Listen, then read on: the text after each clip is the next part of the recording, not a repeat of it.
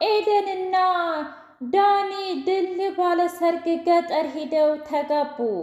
ካሌብ ትሁትን ላገባ ስለሆነ እባክሽ ፍቹን እንዲታፋጥኝልኝ ስንት ብር ልክፈልሽ ብሎ ከቲና ጋር ተደራደረ።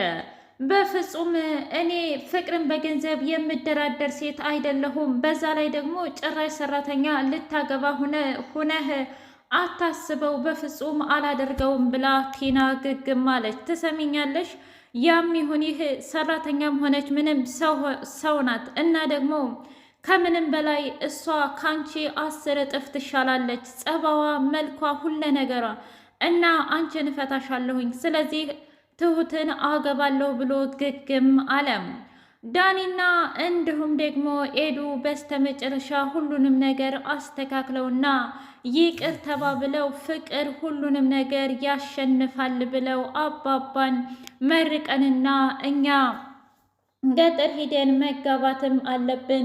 ሲቀጥል ደግሞ ቲና በዚህ ከቀጠለች ሁላችንንም ስለምታቃጥለን ቢያንስ በቃ መጋበታችንን አምና እስከምትቀበል ድረስ እና እኔና ዳኒ ደግሞ ባልና ሚስት መሆናችንን እስከምታረጋግጥ ድረስ ከዓይኗ መጥፋት አለብን አባዬ። ስለዚህ መርቀሽ ሸኘን ብለው አሉት።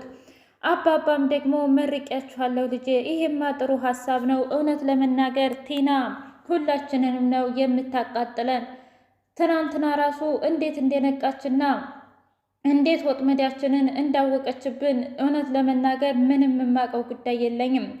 ቲና ዳኔን እኔ ላንተ ብዬ ያልከፈልኩት መስዋዕትነት የለም እና እባክህ ይቅርታ አድርግልኝና አብረን እንኖር ብላ አለችው። በፍጹም ትሰምኛለሽ ቲና፣ እኔ እኮ አንቺን ወድጄሽም አፍቅሬሽም አላውቅም። ለጥቅሜ ነበር የቀረብኩሽ፣ እሱም ደግሞ አልተሳካም እና ወደ ቀልቤ አባዬ ወደ ቀልቤ መልሰውኛል። አንቺም የእውነት ለመናገር ራስሽን ብታስተካክይና ወደ ድሮ ማንነትሽ ብትመለሽ ይሻልሻል። በእርግጥ ድሮም ሳቅሽ እንደዚህ ነሽ፣ ግን ጥሩ ሰው ለመሆን ሞክሪ። ቢያንስ ጥሩ ሰው መሆን ቢያቅትሽ እንኳ ሰውን መጉዳትሽን አቆሚ። እኔ ግን ዛሬም ነገም ሁሌም ከኤዱ ውጪ ሌላ ማንም ሴት አይታየኝም ብሎ አስረግጦ ነግሯት ሄደም። ቲና አበደች። እያንዳንዳችሁ እንዲህ እንዳሰቃያችሁኝ እኔ ራሴ አሰቃያችኋለሁኝ፣ እኔን በፍጹም አታቁኝም ማለት ነው ብላ ብቻዋን መዛት ጀመረች። የትሁቴ የድሮ ፍቅረኛ ሰተት ብሎ ወደነ አባባ ቤት መጡ።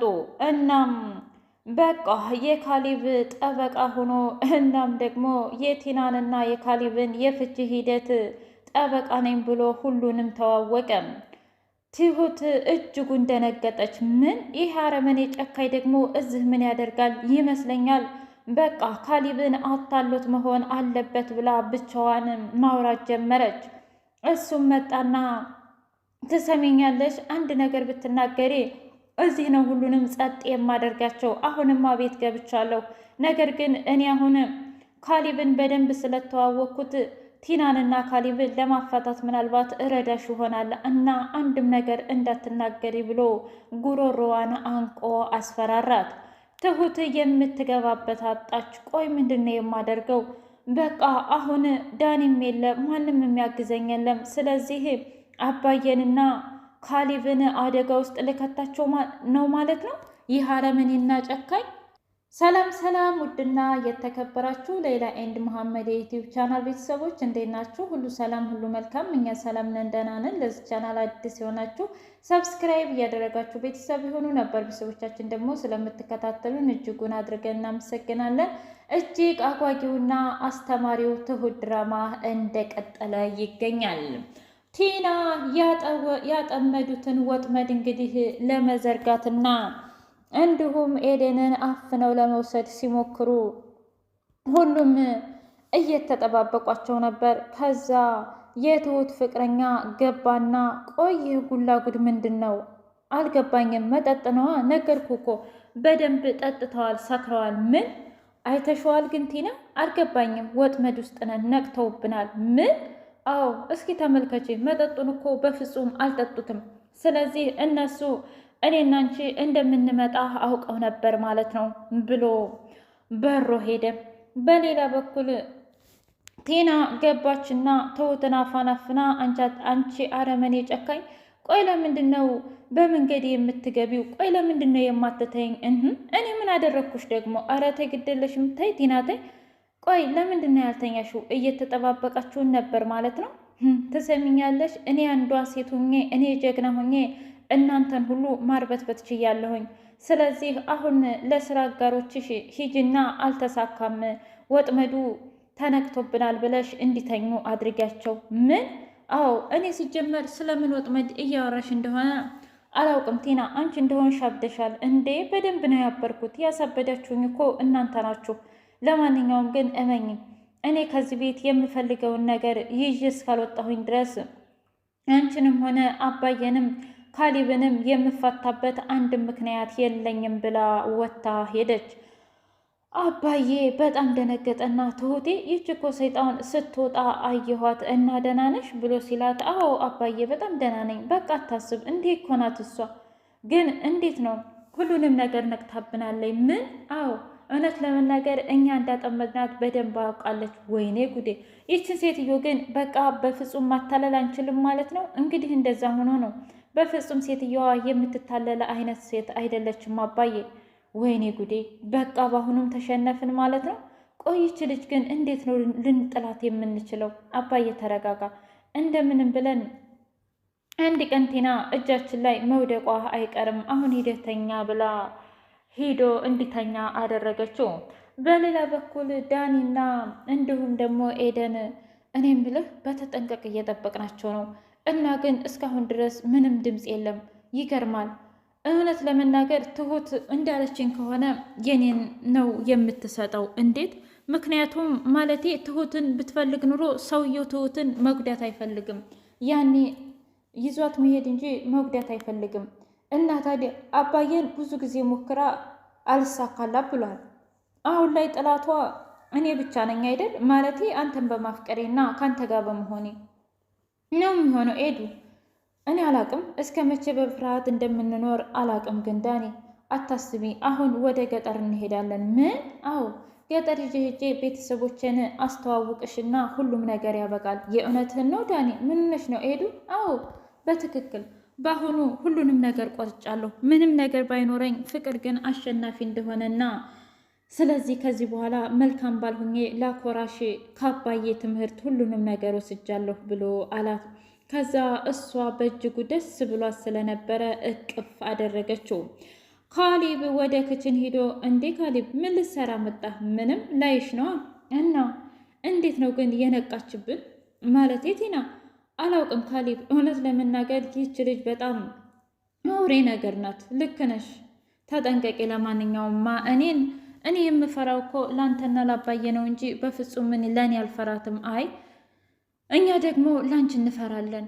ደግሞ በቅርቡ ከተሳካና እሺ ካልሽ አንድ ሰርፕራይዝ አለሽ። እንዴ ምንድን ነው? ሆዴን እየቆረጠኝ ነው እኮ።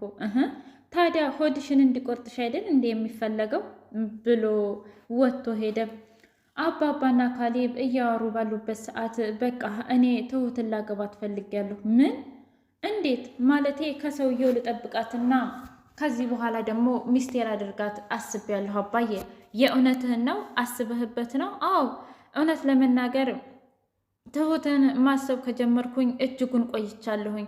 ስለዚህ ለእኔ ደግሞ ምንም እንደማታንሰኝና የተረጋጋ ህይወት፣ ሰላማዊ ህይወት እንደምትሰጠኝ 100% እርግጠኛ ነኝ ብሎ ሲል ልክ ነህ እውነት ለመናገር በጣም እና ይህ ሀሳብ በጣም ደስ ይላል። አዎ አባዬ ደግሞ ዛሬ አንድ ጠበቃ ስላገኘሁኝ እሱ ሁሉንም ነገር እጨርሰዋለሁኝ ብሏል። እውነትህን ነው? አዎ እና ለጊዜው ግን በፍጹም ትሁቴ እንድትሰማ አልፈልግም ብሎ ሲለው ኧረ እኔ ምን አሸኝ፣ እኔ ምንም ነገር አልናገርም በአንተና በትሁት መካከል ብሎ ዝም አለ። ትሁቴ ምንድን ይሆን እንደዚህ የሚያደርገው? ቆይ ምን ሊያደርግ ነው እያለች ብቻዋን አስፓልት ለአስፓልት እየሄደች እህቷ ደወለችላት። የአረመኔ ሰውዬሳ፣ ኧረ እባክሽ እሱን ተይው።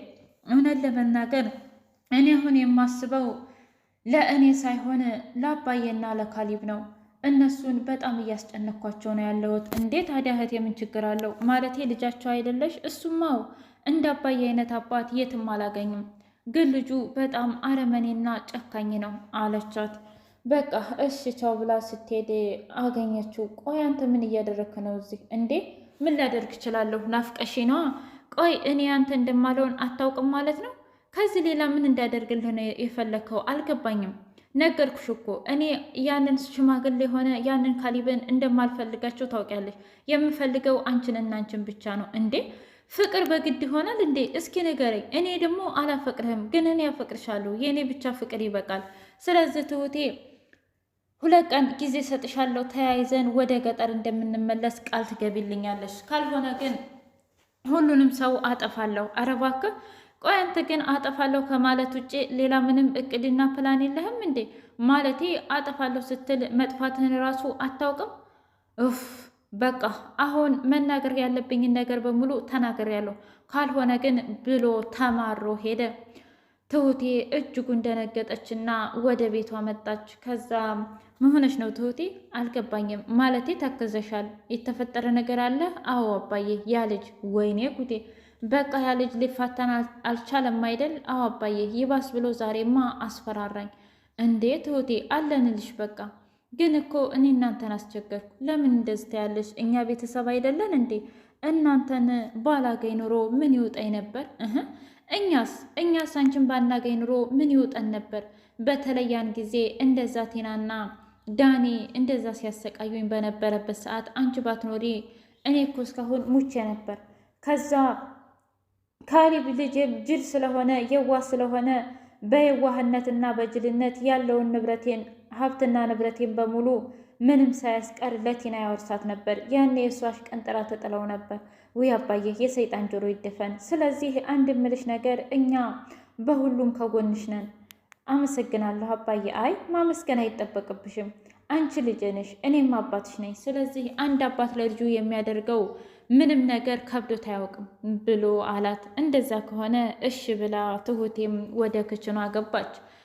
ዳኒ እና ካሊብ በቃ ተመቸ ማለት ነው። ማለቴ ወደ ገጠር ለመሄድ አዎ ሁሉንም ነገር አስተካክዬ በእናት ባባቴ ቀየ ባገባት ይሻላል። ልክ ነው። እውነት ለመናገር የገጠር ሰው ወግና ባህሉ በጣም ደስ ይላል እና ዳኒ በጣም ጥሩ አስበሃል ብሎ አለው። አዎ እንግዲህ ፈጣሪ ካሳካውና ይቺ አረመኔና ጨካኝ የሆነ ወጥመድ ካልዘረጋችልን፣ አይ ፈጣሪ አለ። እንደምንም ብላችሁ ተረጋግታችሁና አስባችሁበት መሄድ አለባችሁ። ማለቴ ቀኝ ግራውን ማየት አለባችሁ። ካልሆነ ግን ቲና ምን እንደምታደርግ አይታወቅም ብሎ አለው። ልክ ነህ ካሊብ፣ አንተም ቢሆን ተፍ ተፍ በል ወደ ትሁት። ምን? ኧረ እባክህ ትሁትን እንደማታፈቅራት የማላቅ ይመስልሃል እንዴ? በደንብ አድርጌ ነው የማውቀው። እሺ እንደዛ ከሆነ እነግርሃለሁ ብሎ አለው። ውድ ሌላ ኤንድ መሐመድ የዩቲዩብ ቻናል ቤተሰቦች የዛሬው ትሁት ይህን ይመስል ነበረ። በቀጣይ እስከምንገናኝ ሼር፣ ላይክ፣ ሰብስክራይብ እያደረጋችሁ ቤተሰብ ይሁኑ። ባይ ባይ።